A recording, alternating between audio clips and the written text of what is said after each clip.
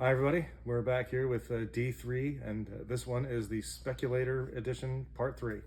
So if you move a Part little 3. closer, if you move a little closer, this is the box that's marked DE to L, but it's a bit of a misnomer because there's another short box behind this one, so it's those two boxes that are DE to L. This one only goes up to H. So Speculator is S though, isn't it? no, this is the Speculators. And Oh, these are those ones where you tried to guess. Okay. Yep. So, long story short, several years ago, I put together a couple of boxes filled with comic books that I thought someday might be valuable, and I'm not sure how well I did, but I figured let's have a look at them and see what sort of stuff I was putting in there at the time. So, come on in and let's see. So, this one, Batman Detective Comics, I really don't even know why this is here. It's a random number. I don't think there's anything special about this at all. So I'm not entirely sure why this is here, but it's okay. Doctor Strange, new series, number 2. That wasn't a terrible guess, especially with movies coming out. So now Doomsday Clock was a big deal. I don't know how big a deal it is, or if it's has any lasting imprint or value on DC Universe, but it was a time when it was thought of to be a big deal. So, but I have number 1 of that, and there's number 2. There's that's number 3. I guess I have an alternate cover of number 2. So these are both number 2. I'm not sure which is the alternate cover actually. Anyway, Is there a way to tell? There's number 3. It might say.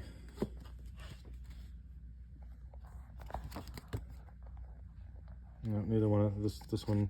Well, you only looked at one of those. You can't. Yeah, the other one I don't feel like opening up the bag, so I don't know if this is the variant or not. But yeah, that's true. Because if you open up the bag, you have to close it, and then that becomes annoying. So there's number 3. Here's another one where there's 2 versions of number 3. The lighting isn't so good tonight because one of the lights in the bank area, the area here is not functioning. So, the bank area. Yeah, that's a bank of lights. So this is Doomsday Clock number 4. I gotta give him credit. Ooh, pancakes. Yeah, I gotta give him credit. They tried really hard to capture the motifs of the original Watchmen series. But and there's Doomsday Clock number 5. Doomsday Clock number 6. What is this Doomsday Clock? It's something that I think it existed in the 80s, and it had to do with the probability of nuclear Armageddon, because everybody was, there was the war. It was the Cold War, yeah. The Cold War ending, and the conflict between the U.S. and Russia with their nuclear arms race, and there was some fear of the extinction of the human race. So anyway, here's 2 covers for number 11. So we'll keep it cool and just spy on each other instead. Yeah, that was a lot more sensible. Ooh, and there's Batman's glove. Where? Preventing someone from launching missiles or whatever the case is. So I have to admit, I guess I should have read this series, but I didn't really wasn't really feeling it. But anyway, Drax the Destroyer. So this one is a little more obvious why this one is here, because he was a character in that movie, and I may have thought that he would have a movie of his own, but that didn't pan out. But so this is also by Keith Giffen, which is another cool thing. He's always a great writer, and this is a good story. So Earth 2 number 9. There was something special about this, and I can't remember what it was exactly. But one thing cool is about it, James Robinson is the writer. He's always cool. He always writes good comics. So, but yeah, I have a couple of these. So there was something about this, but I can't remember what it was. Here's Earth 221, and this is probably here just because, and 22, because it was Earth 2, 23, 30, Earth X. I think I mentioned Earth X in another box, but Earth X was a 12-issue maxi series, which actually I think turned out to be a 14-issue. What's a maxi series? There's a mini series which would be 1 to 4 or 1 to 6, and it's a finite thing, and a maxi series would be 1 to 12. So we'd be going on for a full year. It's also a finite thing. Yeah, but it's longer than 1 to 4 or 1 to 6. Sometimes they're even 1 to 5. So anyway, Earth X came out, and this is a Wizard Comics special edition, probably an introductory issue to the whole series. So here's Earth X 0. Yeah, Earth X actually turned out to be 14 issues, I think. I think there was a 0 issue and an X issue. So it was 1 to 0, 1 to 12, and X. But Earth X number 1. Earth X number 2. So yeah, it was kind of like an alternate take on Marvel characters in the universe. I don't remember the exact setup of the premise, but it's basically a look at the Marvel universe if, you know, certain things had been different about it. It's just kind of an apocalyptic view of the Marvel universe, but it was a really interesting story. And there's number 4, 5. So I have a whole bunch. 6. I don't know if I have all of them. 7, 8, 9, 10. Well, so I have 1 to 10 plus 0. And the Wizard special edition. So if you're interested in Earth X, let me know. I can probably find the other 2 wishes somewhere in here. This is Elektra, a miniseries. This was a regular ongoing series, I think. Marvel Knights Elektra. So after she was killed by Bullseye, they brought her back because she was a very popular character. So this is Elektra's series written by Brian Michael Bendis. Death isn't permanent in comic books, so it's okay. Yeah, it's fine. There's Elektra again, number 6. So I have issues number 3 and 6 by Brian Michael Bendis. So come on down if you're interested and let me know. Empire, the great spelling.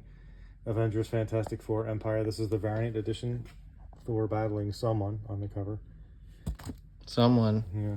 So that's Empire number 6, Avengers Fantastic Four creative team here. Let's see.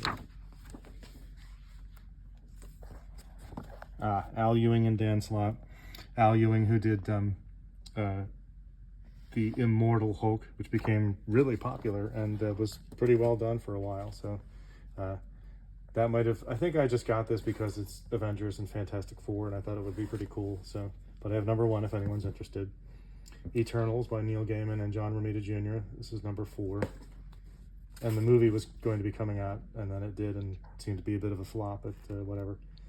Number 5, the series, on the other hand, is probably good. Number 7, Neil Gaiman and John Romita Jr., as I said. Now, Exiles. This one is here for one. Exiles? This one is here for one reason and one reason only, and it's that guy. Deadpool. Yep. So, I have a couple of those. This is Fallen Angel by Peter David. The great Peter David. Unfortunately, the late Peter David now. So, I think that this came out of some ideas that he had for Supergirl, and then they didn't really pan out, so he took these ideas and made Fallen Angel, and it's published by, you know, an independent company, so he had a little bit more freedom with them.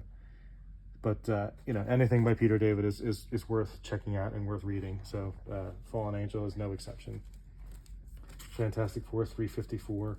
Walt Simonson, who took over and revitalized Thor with issue 337, took over the Fantastic Four with issue 337, and this is one of his issues, 354.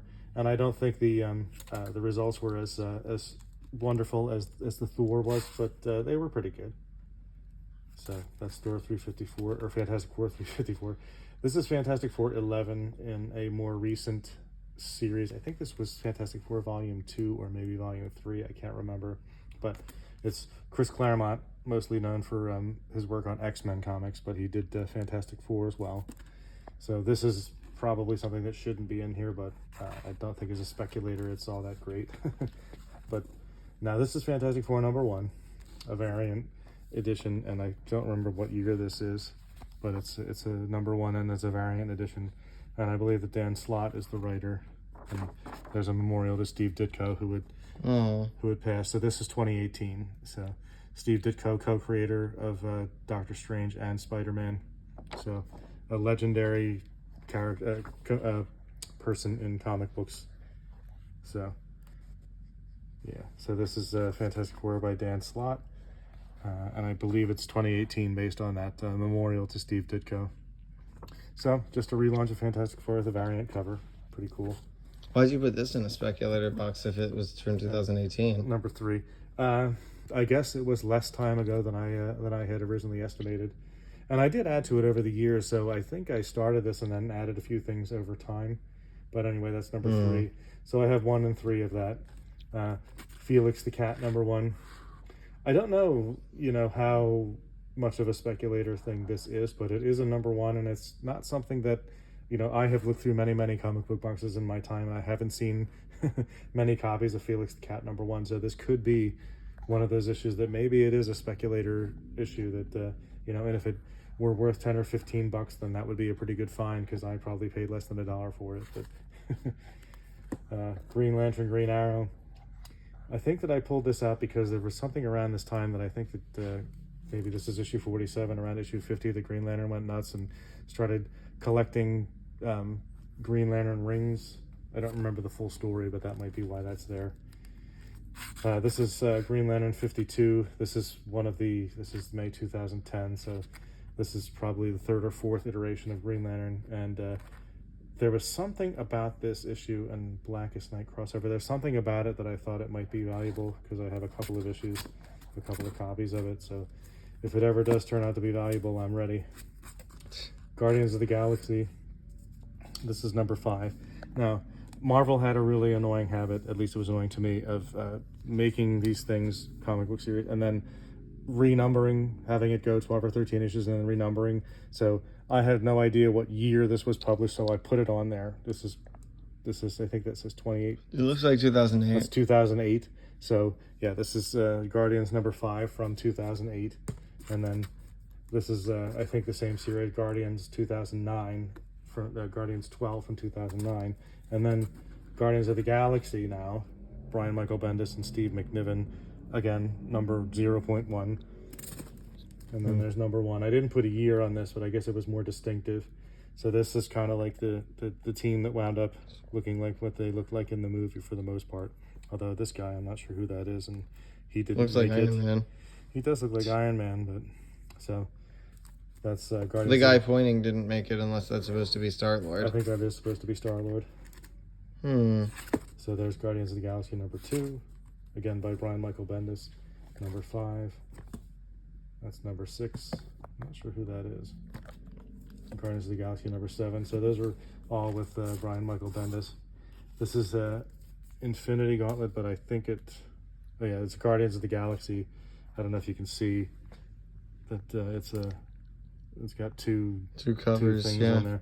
So this is Guardians of the Galaxy 146, evidently, and it's a shout out to Infinity Gauntlet number 1. So this is Gwen Stacy number 1, and I'm not really entirely sure what Marvel was trying to do with this kind of Gwen Stacy stuff, but evidently not. There's Gwen Stacy 1.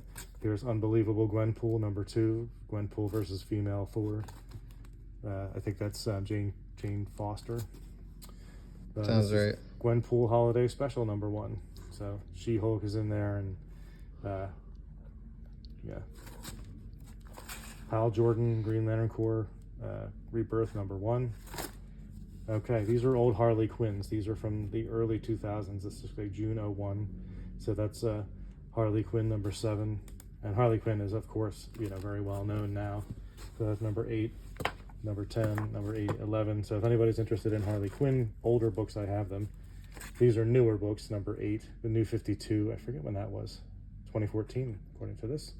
So there's Harley Quinn number 8 in her new series. That's number 11.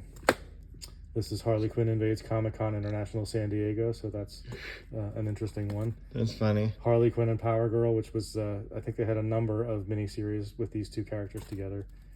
Here's Hawkeye by Matt Fraction and Brian Pulido. Matt Fraction. Yeah.